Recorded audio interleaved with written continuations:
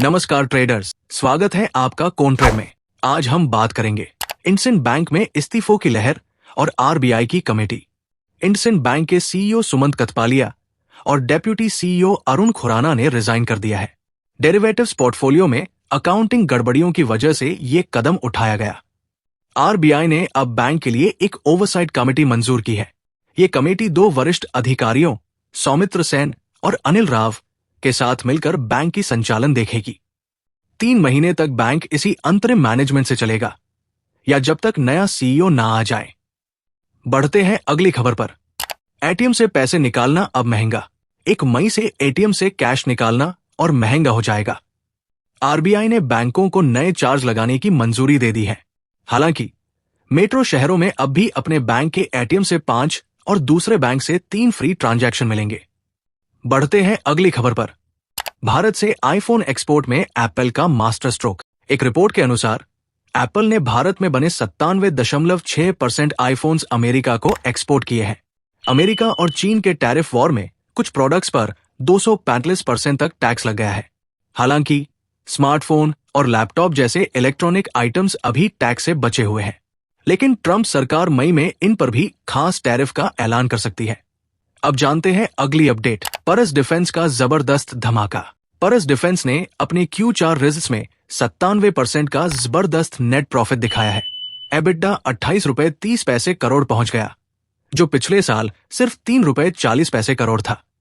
Margin 15.6% से बढ़कर 26.2% हो गया। साथ ही कंपनी ने स्टॉक स्प्लिट की भी मंजूरी दे दी है। अब जानते हैं अगली अपडेट।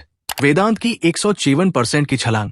वेदांत का नेट प्रॉफिट 3,483 रुपए करोड़ रहा, जो पिछले साल के मुकाबले 154% ज्यादा है। Q4 में ये शानदार ग्रोथ कंपनी के मेटल और एनर्जी डिवीजन से आई है। अब जानते हैं अगली अपडेट। अडानी पावर की कमाई में गिरावट।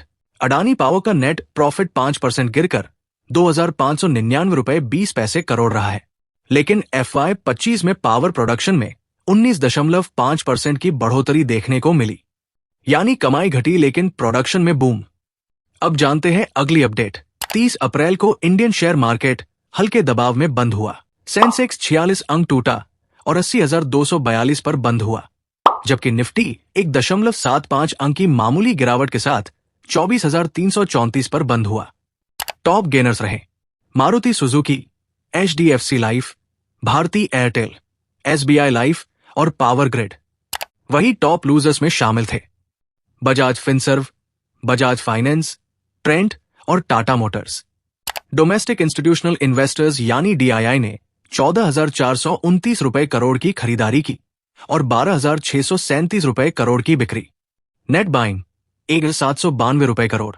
FII यानी फॉरेन इन्वेस्टर्स ने 25,189 रुपए करोड़ खरीदा और 25,139 रुपए करोड़ बेचा। नेट बाइंग सिर्फ 50 रुपए करोड़। ऐसी ही स्टॉक मार्केट से जुड़ी रियल और ट्रस्टेड अपडेट्स के लिए चैनल को अभी सब्सक्राइब करो और वीडियो को अपने ट्रेडिंग वाले दोस्तों के साथ शेयर करना मत भूलना। मिलते हैं कल सुबह 8 बजे।